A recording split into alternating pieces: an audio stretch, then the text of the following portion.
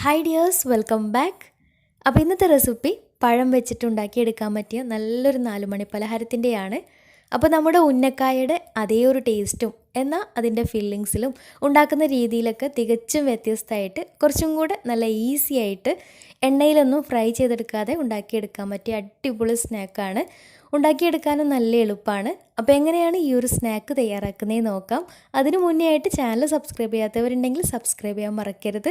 തൊട്ടടുത്തുള്ള ബെല്ലൈക്കണും കൂടെ ഒന്ന് ക്ലിക്ക് ചെയ്യുകയാണെങ്കിൽ ഇനി ഞാൻ പുതിയ വീഡിയോസ് ഇടുമ്പോൾ അതിൻ്റെ നോട്ടിഫിക്കേഷൻസ് ഒക്കെ പെട്ടെന്ന് തന്നെ കിട്ടുകയും ചെയ്യും.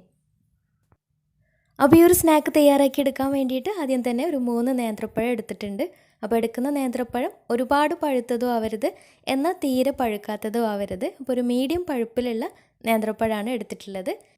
ഇനി ഇത് നന്നായിട്ട് കഴുകി വൃത്തിയാക്കിയിട്ട് പകുതിയായിട്ട് മുറിച്ചിട്ട് കുക്കറിലിട്ടിട്ടൊന്ന് പുഴുങ്ങിയെടുക്കുന്നുണ്ട്. പുഴുങ്ങിയെടുക്കുന്ന സമയത്ത് ഒരുപാട് വെള്ളം ഒഴിച്ചിട്ട് പുഴുങ്ങിയെടുക്കേണ്ട, വെള്ളം കുടിക്കും. അപ്പോൾ ഒരു 1/2 കപ്പ് വെള്ളം ഒഴിച്ചിട്ട് ഒരു വിസിലടിക്കുന്നവരെ ഒന്ന് വേവിച്ചെടുക്കാം.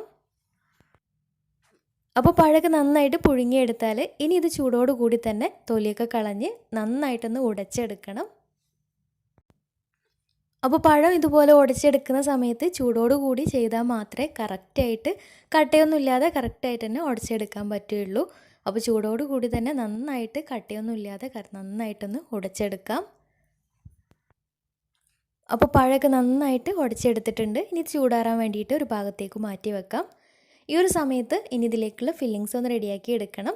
അപ്പോൾ അതിന് വേണ്ടിയിട്ട് ഒരു ബൗളിലേക്ക് ഒരു 1/2 കപ്പ് തേങ്ങ ചിരകിയത് ചേർത്ത് കൊടുക്കാം. ഇനി ഇതിലേക്ക് വേണ്ടത് മധുരത്തിന് ആവശ്യമായിട്ടുള്ള പഞ്ചസാരയാണ്. അപ്പോൾ ഞാൻ ഏകദേശം ഒരു 3 ടേബിൾ സ്പൂൺ പഞ്ചസാര ചേർത്ത് കൊടുത്തിട്ടുണ്ട്. അപ്പോൾ മധുരം നോക്കിയിട്ട് ചേർത്ത് കൊടുക്കാം. പിന്നെ വേണ്ടത് നല്ലൊരു ഫ്ലേവറിന് വേണ്ടിയിട്ട് ഒരു 1/4 ടീസ്പൂൺ ഏലക്കാപ്പൊടിയാണ്. അപ്പോൾ അതും കൂടി ചേർത്തിട്ട് നന്നായിട്ടൊന്ന് മിക്സാക്കി എടുക്കാം.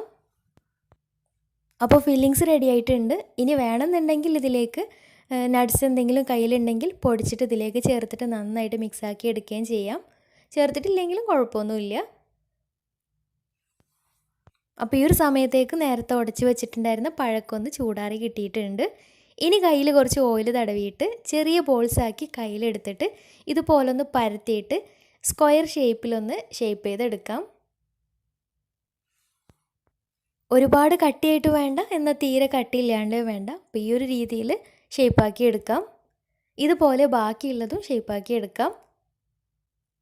അപ്പോൾ പഴമൊക്കെ നല്ല കറക്റ്റ് പാകമായത് കാരണം, കറക്റ്റ് പഴുപ്പായത് കാരണം കറക്റ്റായിട്ട് തന്നെ നല്ല ഷേപ്പാക്കി എടുക്കാനും പറ്റുന്നുണ്ട്. ഇനി അഥവാ ഒരുപാട് ലൂസായി പോയിട്ടുണ്ടെങ്കിൽ കുറച്ച് ബ്രെഡ് പൊടിയോ അല്ലെങ്കിൽ മൈദപ്പൊടിയോ ചേർത്തിട്ട് മിക്സാക്കി എടുത്താലും മതിയാവും. അപ്പോൾ എല്ലാതും ഇതുപോലെ ഷേപ്പാക്കി എടുത്തു കഴിഞ്ഞാൽ ഇനി ഇതിൽ നിന്നും ഒന്നെടുത്തിട്ട് അതിന് മുകളിലേക്കായിട്ട് നേരത്തെ റെഡിയാക്കി വെച്ചിട്ടുള്ള തേങ്ങയുടെ ഫില്ലിങ്സ് വെച്ച് കൊടുക്കാം. ഇതുപോലെ ഒന്ന് പ്രസ് ചെയ്ത് കൊടുത്തതിന് ശേഷം ഇനി അതിന് മുകളിലായിട്ട് വേറൊന്നും കൂടെ വെച്ചിട്ട് ആദ്യം സൈഡ് ഭാഗമൊക്കെ ഒന്ന് ഒട്ടിച്ച് കൊടുത്തതിന് ശേഷം എന്നിട്ട് പ്രസ് ചെയ്തിട്ട് ഇതുപോലെ ബോക്സ് ആക്കിയിട്ട് റെഡിയാക്കി എടുക്കാം. അപ്പോൾ ഇങ്ങനെ കാണുമ്പോൾ കുറച്ച് പ്രയാസമായിട്ട് തോന്നുന്നുണ്ടെങ്കിലും ചെയ്തു വരുമ്പോൾ ഒരു പ്രയാസവും ഇല്ല, നല്ല എളുപ്പമാണ് ഉണ്ടാക്കിയെടുക്കാൻ. സൈഡ് ഭാഗമൊക്കെ ആദ്യം ജസ്റ്റ് ഒന്ന് ഒട്ടിച്ച് കൊടുത്തതിന് ശേഷം ഒന്ന് കൈ വെച്ചിട്ട് പ്രസ്സാക്കിയിട്ട് ഒന്ന് ബോക്സ് രൂപത്തിൽ ആക്കിയെടുക്കേണ്ട ആവശ്യമേ ഉള്ളൂ. അപ്പോൾ എല്ലാതും ഇതുപോലെ ബോക്സ് രൂപത്തിൽ ഷേപ്പാക്കിയെടുക്കാം. പിന്നെ പഴം പുഴുങ്ങിയെടുത്തിട്ട് മധുരം കുറവുള്ള പഴമാണെങ്കിൽ ഉടച്ചെടുക്കുന്ന സമയത്ത് അതിലേക്ക് കുറച്ച് പഞ്ചസാര കൂടെ ചേർത്തിട്ട് ഉടച്ചെടുക്കുകയാണെങ്കിൽ ഒന്നും കൂടി ടേസ്റ്റി ആയിരിക്കും. അല്ലെങ്കിൽ തേങ്ങാ ഫില്ലിങ്സിൽ കുറച്ച് കൂടുതൽ പഞ്ചസാര ചേർത്ത് കൊടുത്താലും മതിയാവും. അപ്പോൾ എല്ലാ ബോക്സും ഇതുപോലെ റെഡിയാക്കി എടുത്തു കഴിഞ്ഞാൽ ഇനി ഇതൊന്ന് ഷാലോ ഫ്രൈ ചെയ്തെടുക്കണം. അപ്പോൾ അതിന് വേണ്ടിയിട്ട് ഒരു നോൺ സ്റ്റിക്കിൻ്റെ പാന് സ്റ്റൗവിൽ വെച്ചിട്ടുണ്ട്. നന്നായിട്ട് ചൂടായി വരുമ്പോൾ അതിലേക്ക് ഒരു 1.5 ടേബിൾ സ്പൂൺ നെയ്യ് ചേർത്ത് കൊടുക്കാം. നെയ്യാണ് ഒന്നും കൂടെ ടേസ്റ്റ് ഉണ്ടാവുക. ഇനി ഓയിലോ വെളിച്ചെണ്ണ ആയാലും കുഴപ്പമൊന്നുമില്ല. എന്നിട്ട് അതിലേക്ക് ഓരോന്നായിട്ട് നമ്മൾ റെഡിയാക്കി വെച്ചിട്ടുള്ള ഓരോ ബോക്സായിട്ട് ഇതിലേക്ക് ഇട്ട് കൊടുക്കാം. ഒരു മീഡിയം ഫ്ലെയിമിൽ ഇട്ടിട്ട് ഒന്ന് വേവിച്ചെടുക്കാം.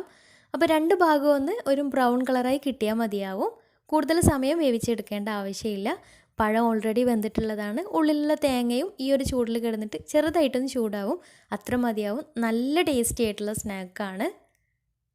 അപ്പോൾ ഒരു ഭാഗം ആയിക്കഴിഞ്ഞാൽ മറിച്ചിട്ടിട്ട് 2 ഭാഗവും ഒന്ന് ബ്രൗൺ കളറാക്കി എടുക്കാം.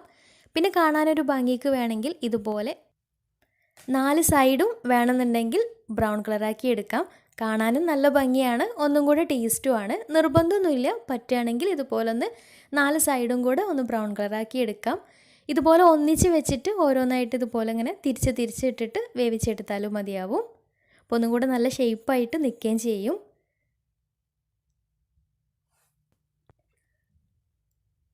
അപ്പോൾ എല്ലാ ഭാഗവും തിരിച്ചും മറിച്ചൊക്കെ ഇട്ടിട്ട് എല്ലാ ഭാഗവും ഒന്ന് ബ്രൗൺ കളറായി കിട്ടിയാൽ പാനിൽ നിന്ന് മാറ്റാം.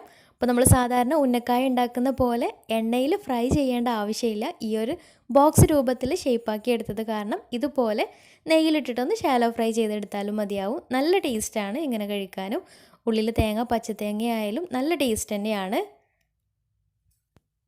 പിന്നെ ഈ ഒരു സ്നാക്ക് കാണാനൊരു ഭംഗിക്ക് വേണ്ടിയിട്ട് സെൻട്രലായിട്ട് ഒരു കടല പ്രസ് ചെയ്ത് കൊടുത്തിട്ടുണ്ടായിരുന്നു. അപ്പോൾ വെറുതെ ഭംഗിക്ക് വേണ്ടി വെച്ച് കൊടുത്തതാണ്. ഇനി ഇതൊന്ന് കട്ട് ചെയ്തിട്ട് കാണിക്കാം. നല്ല ടേസ്റ്റി ആയിട്ടുള്ള സ്നാക്കാണ്. ഉന്നക്കായയുടെ ഏകദേശം അതേ ഒരു ടേസ്റ്റ് കിട്ടുന്നുണ്ട്. എന്നാൽ ഓയിലിൽ ഫ്രൈ ചെയ്തെടുക്കേണ്ട ആവശ്യമില്ല. പിന്നെ ഓയിലൊക്കെ കൂടുതൽ ഉപയോഗിക്കാത്തവർക്ക് ജസ്റ്റ് ഒന്ന് നെയ്യ് സ്പ്രെഡ് ചെയ്തിട്ട് ഒന്ന് ബ്രഷ് ചെയ്ത് കൊടുത്തിട്ട് ഒന്ന് ഷാലോ ഫ്രൈ ചെയ്തെടുത്താലും മതിയാവും. അപ്പോൾ എല്ലാവരും ഇതുപോലൊന്ന് ട്രൈ ചെയ്ത് നോക്കുക. വീഡിയോയിൽ കാണുന്ന പോലെ ഉണ്ടാക്കിയെടുക്കാൻ കൂടുതൽ ടൈം ഒന്നും ആവശ്യമില്ല, പെട്ടെന്നായി കിട്ടും. നല്ല കറക്റ്റ് പഴുപ്പായിട്ടുള്ള പഴമാണെങ്കിൽ പെട്ടെന്ന് തന്നെ വെന്ത് കിട്ടും. അപ്പോൾ എല്ലാവരും ഒന്ന് ട്രൈ ചെയ്ത് നോക്കുക. എന്നിട്ട് നിങ്ങളുടെ ഫീഡ്ബാക്ക്സ് താഴെ കമൻറ്റ് ബോക്സിൽ അറിയിക്കാൻ മറക്കരുത്.